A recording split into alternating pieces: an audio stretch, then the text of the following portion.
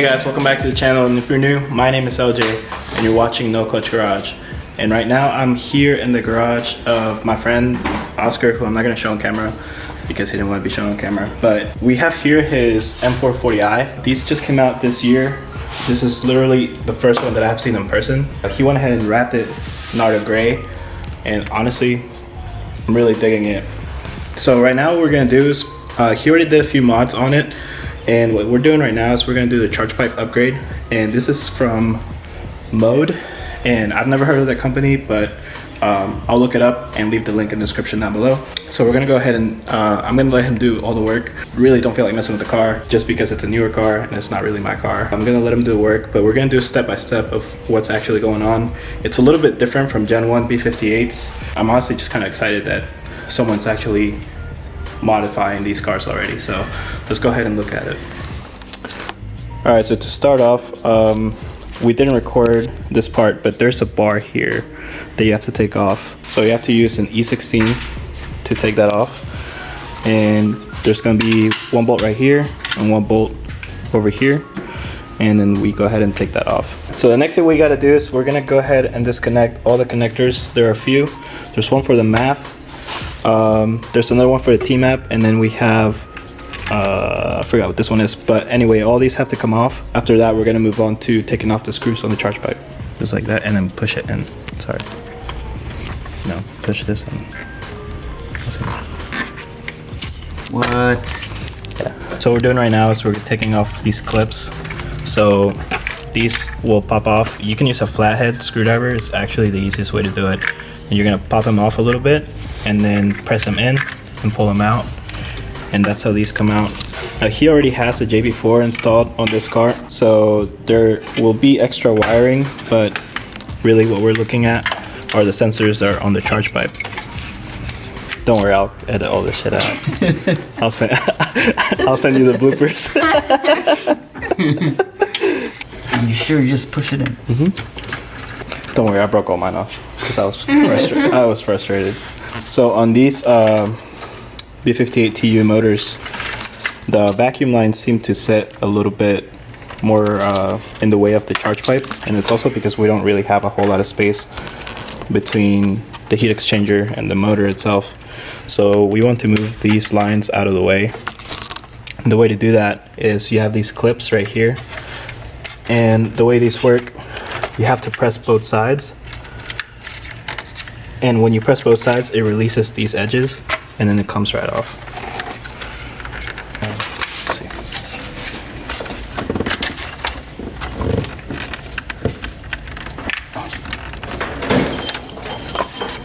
The other line that we want to release is going to be this one right here, and to release this one, we're going to release it from the actual manifold, and it's the same process as the one that we did here.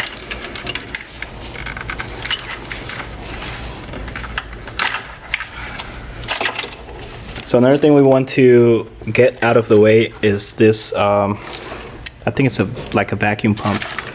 Not really too familiar with it, but there is a nut in there. I don't know if you can see it, but there's a nut that's sitting right here at the bottom. And basically we want to go ahead and release that. And to take it off, you're gonna use a 10mm, pretty standard stuff. And then we're gonna pop it off. It's gonna come off like that, and it's attached right here to the top. So then it just comes off and unhinges, and we're able to move all of this out of the way. All right, so we decided to go with a ratchet, and once it does that, you just prop it up and it unhinges at the top like that. All right, usually I would go ahead and take the intake out first, but it really doesn't matter. At the end of the day, everything has to come out. He's got this gorgeous Venturi intake. It's definitely overpriced, but it looks beautiful. And then we're gonna go ahead and take it out. Now, if you're using a stock box, it's gonna be pretty much the same process. Basically, we want to go ahead and disconnect the MAF. Now, you can disconnect it, or you can take the screws out and go ahead and take the whole thing out. The way to take these out, you have to lift it, and there are rubber grommets at the bottom, and that's pretty much it. It just comes right off. On the B58 intakes, whether it's an aftermarket box or a regular standard box, you have these vacuum lines that go on the inlet. You have to unclamp those the same way that we unclamp these up here. So So once you unclamp those, then you can unclamp it from the inlet and take the whole box out. At least for the Venturi intake, that's the way this has to be done. But on the regular box, you would have a clamp into the box, and you can separate the box from the inlet and take the box out first. But it seems like for this, we have to do it this way, and it doesn't look very fun. So now we're taking off the charge pipe. Take off the charge pipe. You have two T30 screws that you have to take off to release the charge pipe. And at the bottom, we have a clamp that you can't really see here, but there's a clamp at the bottom that needs to be released from the turbo inlet, or I should say the turbo outlet, onto the manifold. So the C-clamp comes off pretty easy. Just pull it down. Yeah, just pull it down. And that's what that looks like. So that's been released, and the top's been released, right? Yep. So now we can just one last thing, there's also this right here that has to be released. It's gonna be holding onto the coolant line. So what we do there, we just get a flathead screwdriver and release the side closest to the fan. So we found out disconnecting this, this is the motor for the ejector shaft, and we can just release it. Alright, so not gonna lie, having trouble taking this charge pipe off, but we saw that this is in the way, this thing right here. So there are two bolts, one right here and one on the ground right there. So we're gonna try to take them off, and hopefully that'll help us take this charge pipe off. And the other bolt.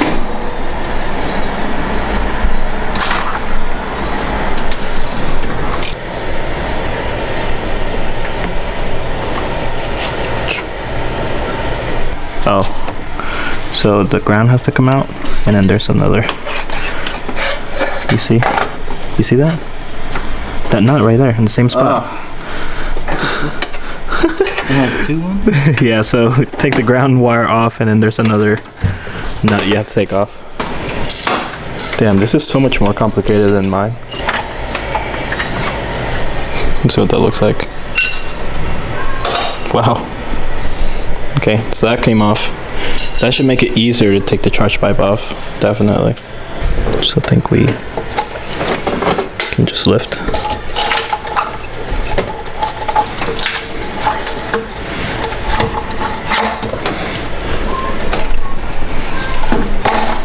Be careful with the coolant lines, and then twist, and that should come right up through there.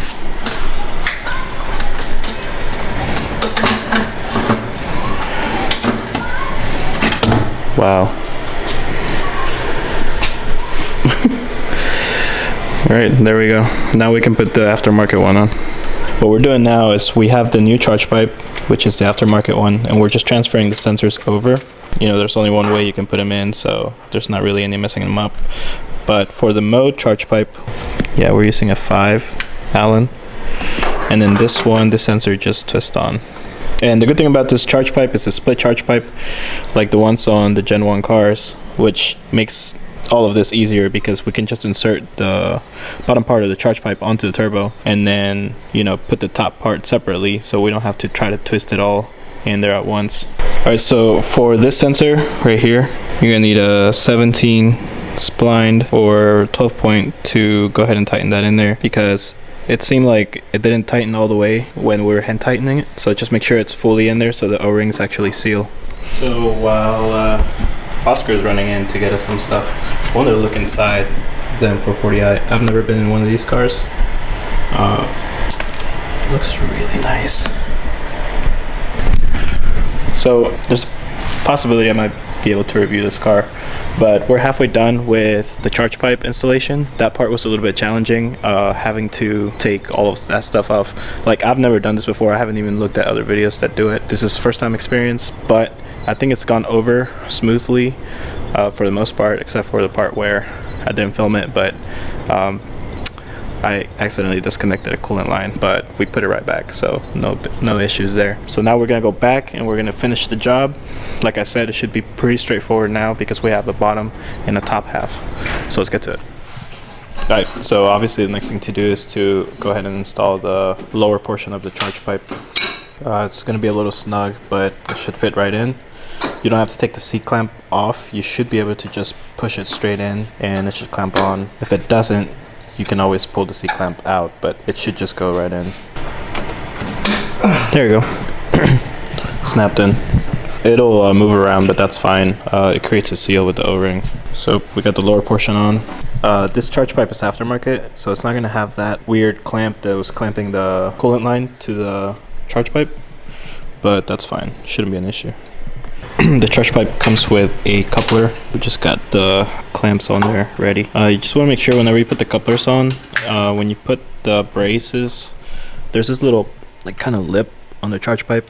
Make sure the braces are like back here, because otherwise with the charge pressure it could pop off. It's very unlikely because of the design of the charge pipe, but you know, weird things happen, so sometimes that can pop off, and it's just overall the correct method to go ahead and clamp it down. We can go ahead and place the top part before we tighten anything down. Alright, so we get in place.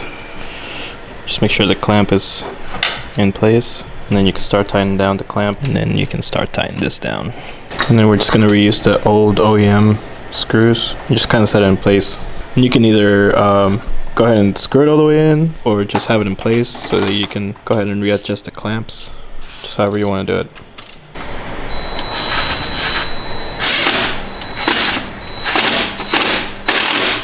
Alright, so now that we have the charge pipe basically on, I mean, it's completely on. So now we got to put everything back on. We're going to start with the little holder for the, I think it's a coolant pump. I could be wrong, but that's what it looks like. It's like an electric coolant pump for the turbo. But we're going to put that in and go ahead and reinstall everything. Just make sure when you put that bottom nut back in, it's like a two-sided nut. It's kind of weird. Put the long side into the block and then have the short side out.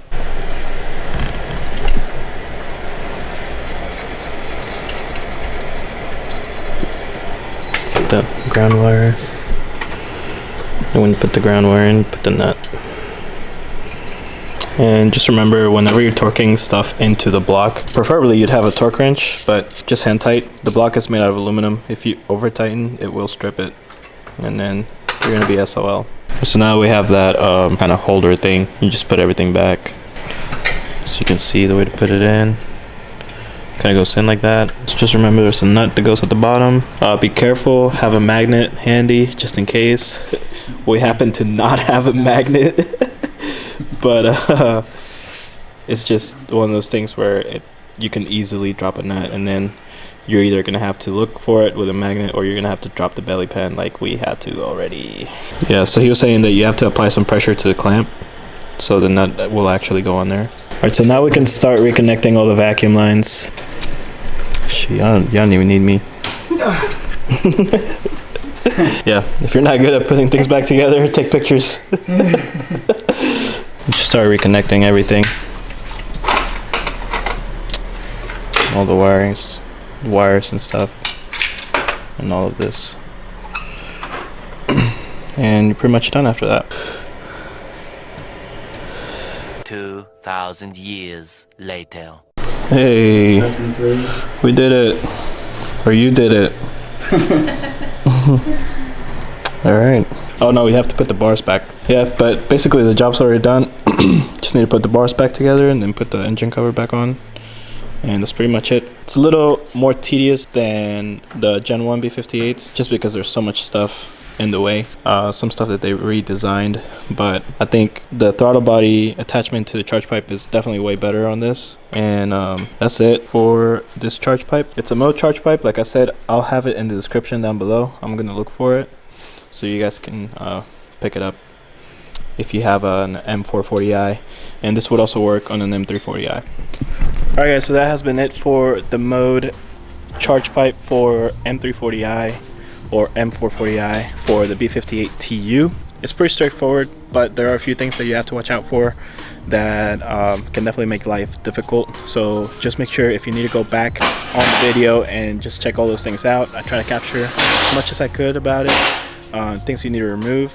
And then just remember, for putting everything back, you just have to do everything in reverse order. So you'll probably be seeing this car on the channel at some other point, but Oscar was kind enough to let me come and film and help them out a little bit, just guide them, just based off of my knowledge with the Gen 1 B58. But that has been it. Thank you for watching. If you like this video, go ahead and like, go ahead and subscribe, and I'll have more content for you guys out pretty soon. See you later. Peace.